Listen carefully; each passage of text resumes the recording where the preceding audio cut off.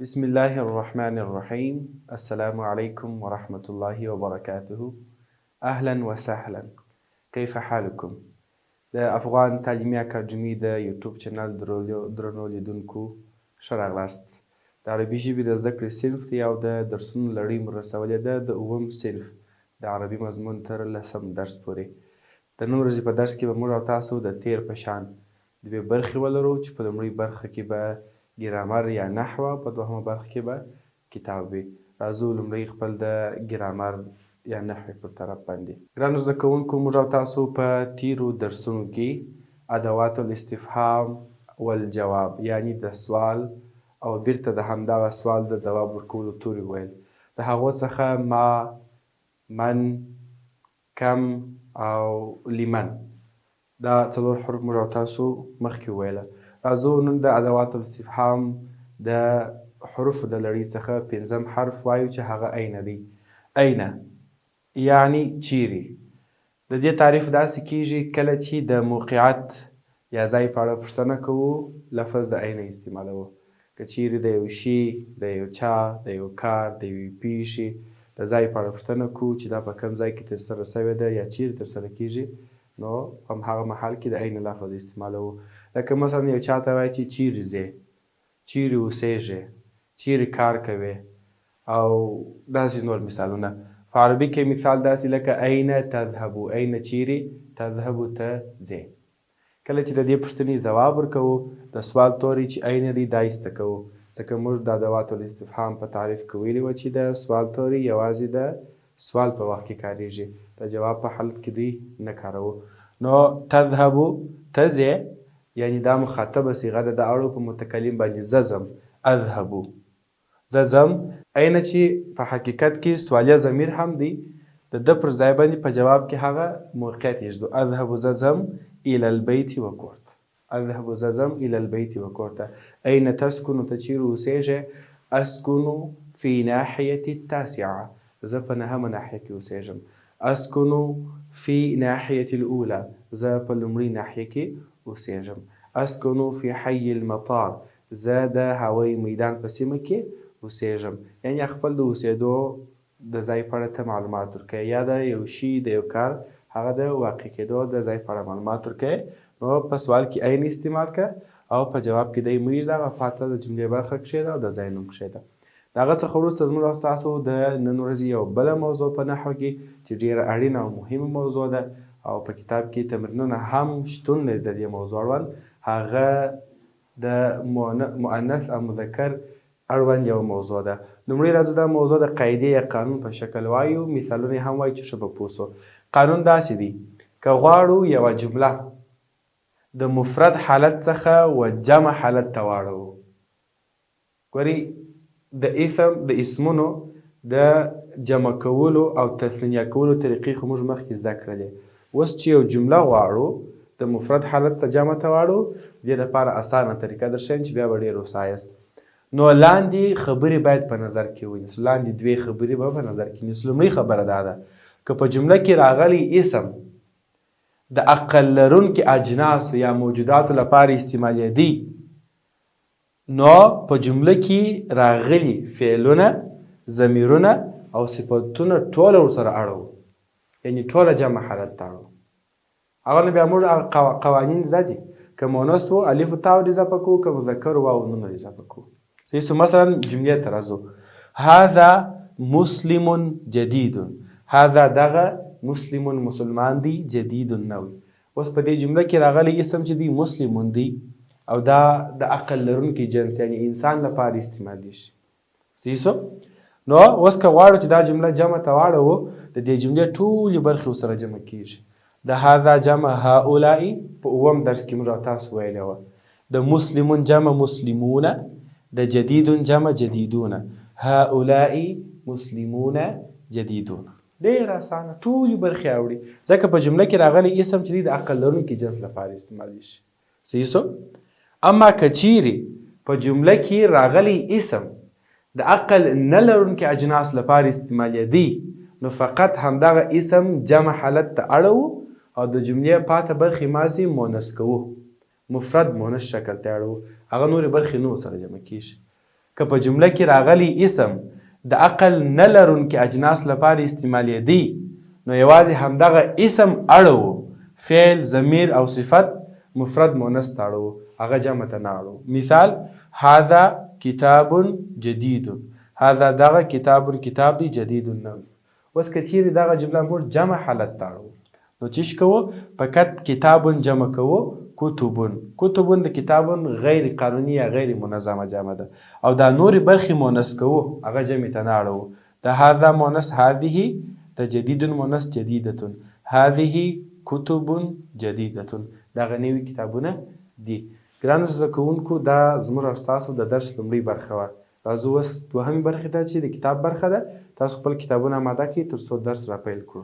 ګرانو زده کوونکو تاسو خپل کتابونه خلاص کړئ. لسم درس ته راسئ، صفحه نمبر 9 ده. راځئ درس را پیلوو. تاسو کتابو ته ښه متوجه سئ، خو مخکې د دې چې کتاب ته متوجه سئ هغه د ګرامر یا نحوې موضوعات باید ستاسو زده سوي وي او په ذهن کې مو ښه ځای پر ځای سوي وي تر څو په دې درس باندې ډېر په اسانۍ سره پوه سئ. راځئ درس شروع کوو. الدرس العاشر، لسم درس. العاشر ترتیبي حساب دی. تر دا مهاله پورې په کتاب کې موږ د یوه څخه تر لسو پورې ترتیبي حساب ویلی دی او په تیر درس کې په نهم درس کې مو ساده حساب په نوټ کې وویلی. نو انشاءالله په راتلونکي درس کې به ترتیبي حساب هم تاسو ته پر تخته باندې وویل سي. د اوس لپاره تاسو کتاب هم یو ځل درسره وګورئ. البیت کور. البیت ستاسو څخه به زه دا پوښتنه وکړم چې البیت کلمه اسم دی فعل که حرف؟ که چیرې ستاسو ځواب دا وي چې دا اسم دی فعل یا حرف دی نو بله پوښتنه بیا دا ده چې ولې، یعنی په دې کې کومه علامه شتون لري تر څو تاسو د هغې په واسطه په دې پوه سواست چې دا یا اسم دی فعل یا حرف دی. الحوار خبرې اترې. زاره لیدل یې وکړل یا یې زیارت وکړي. علي علي صدیقه د ملګري خپل.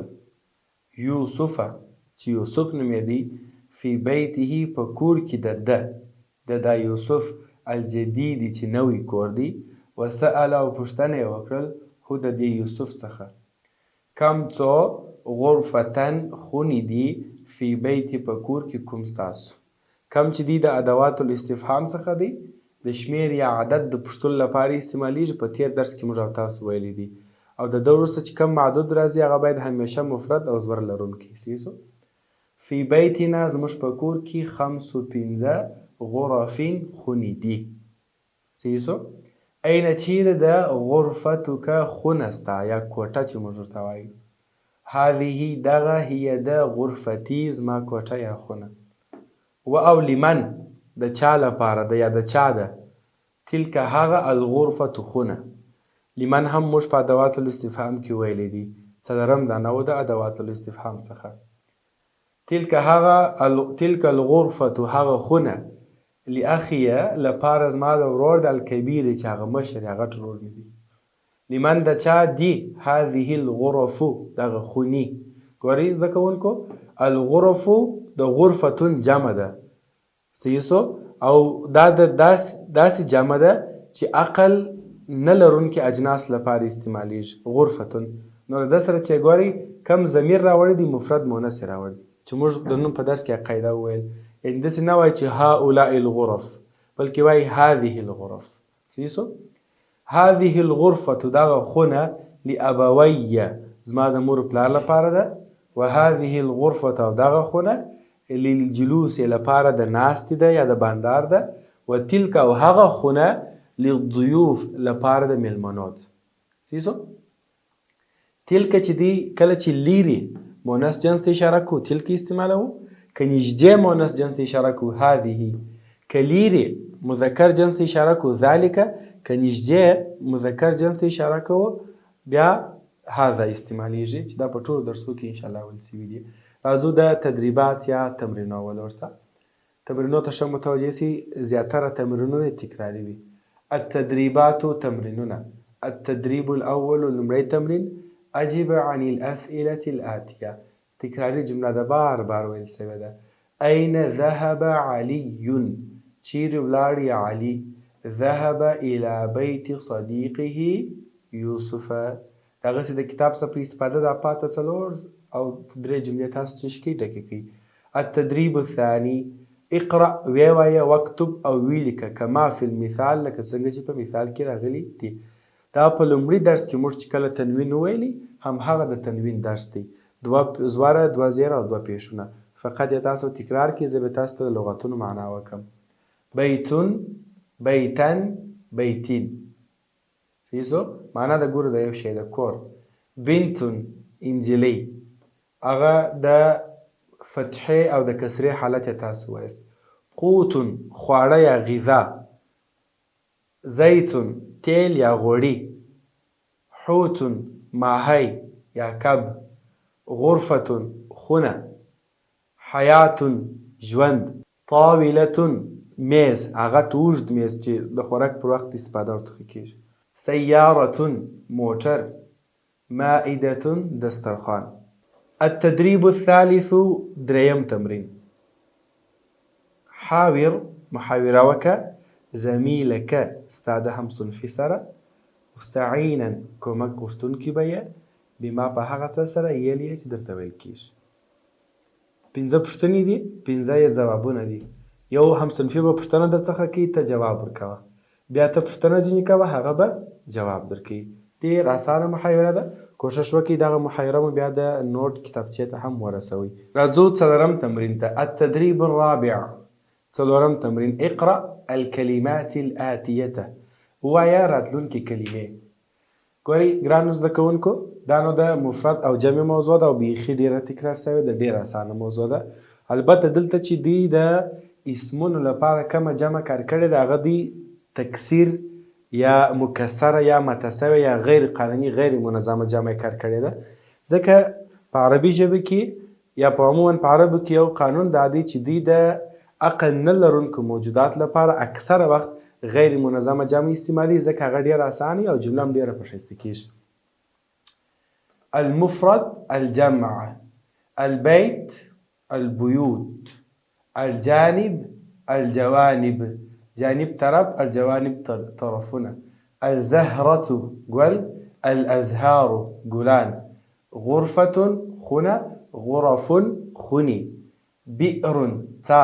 آبار تاگان. كوب گلاس.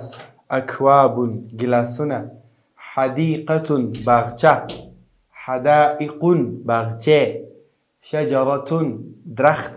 اشجار درختی. عنب انګور. اعناب انګور. سیسو په پښتو کې مفرد او جمع په یو حالت کې دي. التدریب الخامس 5م تمرین. اجب جواب ورکه عن الاسئله الاتيه راتلونکو سوالو ته مستعملا استعمالون کې به هو دی هي دا. ګوري هو د مذکر فاعل لپاره، هي د مؤنث فاعل لپاره. یعنی که په جمله کې مذکر اسم راغلی وو ته به د هغه پر ځای هو کښېږدې، که مؤنث راغلی وو پر ځای به هي کښېږدې. مؤنث او مذکر خو پېژنو، شناخته شان دي. پوښتنه چې سوې ده ټوله په عین سره سوې ده او موږ نن په ادوات الاستفهام کې عین وویلي. عین معنا چیرې؟ عین عارف. عارف چیرې دی؟ اوس ته داسې مه ویلی سئ چې عارف فی الغرفه، عارف په خونه کې دی. او داسې مه ویلی سئ چې د عارف ته نامه پر ځای ضمیر کښېږدي، هو فی الغرفه، دی په خونه کې دی. عین مریم. مریم چیرې ده؟ هي دا فی المطبخ، په اشپزخانه کې ده. په دا نورو ځایو کې هم تاسو وګورئ که اسم دلته مذکر و دلته هو سره کښېږدي، که مؤنث و دلته هي سره کښېږدي. ټوله جملې همداسې تاسو زده کړئ. دلته یو نوی لغت دی علی الرف. رف تاخچې ته هم ویل کېږي، سرتاخت ته هم ویل کېږي. په کور کې چې جوړ کړي داسې لوړ، بیا قرآن شریف په کتاب یو شی ورباندې ږدي، هغه ته وایي. التدریب السادس 6م تمرین. حول واړوه کما فی المثال الآتی، لکه څنګه چې په راتلونکي مثال کې درته ښودل سوي دي. دا د هغه قاعدې موضوع ده چې موږ پر تخته وویل چې مفرده جمله جمع حالت ته اړوو. که چیرې اسم د عقل لرونکي جنس لپاره استعمالېدی ټوله جمله ورسره اړوو، که د عقل نه لرونکي جنس لپاره استعمالېدی یوازې د اسم جمع حالت ته اړوو، نوره ټوله جمله ماضي مؤنث ته اړوو. صحیح سو بر خپله جمع کېږي. هذا بیت جمیل. اوس که دا جمله مؤنث ته اړوي هغه هلته مه ګورئ، دلته وګورئ. یعنې د دې اوښتي شکل ته مه ګورئ، بیتون جمع کی بیوتون، دغه د جمع دلته په څلورم تمرین کې راغلی ده بیوتون. دا نور ماضي مونث کې د هذا مونث هذه، د جمیل المونث جمیلتون، هذه بیوت جمیلتون، هذه بیوت جمیلتون. هذا شارع واسع، دا پراخه سړک دی. شارع جمع شوارع، دا نور ماضي مونث کې هذه شوارع واسعة، هذه شوارع واسعة. دا نور ټول په همدغه طریقه سره مونث ته واړوي. التدریب السابع، اووم تمرین. اختیار که غوره که الکلمة المناسبة، وړیا سمه کلمه، مما بین القوسین، مما د هغه کلمو څخه بین القوسین چې په مابین کې د دغه دوه قوسو راغلي دي. واملا او بیا ډک که بها په دغه کلمو سره الفراغ د خانه خالیان، دا په ډکې که. په قوس کې دوه لغاتونه درکړي دي، ته به یو سم لغت انتخاب کړه او په دغه خانه خالي کې به کښېږدي. مثلا یو د نظر ته جوړوم، اشرب زه څښمه الماء اوبه من د څه شي څخه. تاسو به اول د دغه قوس د لغاتونو معنا زده کړئ، بیا خپله په جمله کې اشغالی سي. البئر د څا څخه، الجدار د دیوال څخه. اوس خو نو اوبه موږ د څا څه څښو، نو دلته به دا د بئر کلمه راغله، دلته به کښېږدي. اللحاف بړستن یا توس، القدر دیګ سیسو. یطبخ الطعام، یطبخ پخیږي، الطعام خواړه چیرې، فی اللحاف په بړستن یا توس کې، فی القدر په دیګ کې. اوس تاسو په علاوه کې چې کوم یو سی راځي، القدر سی راځي.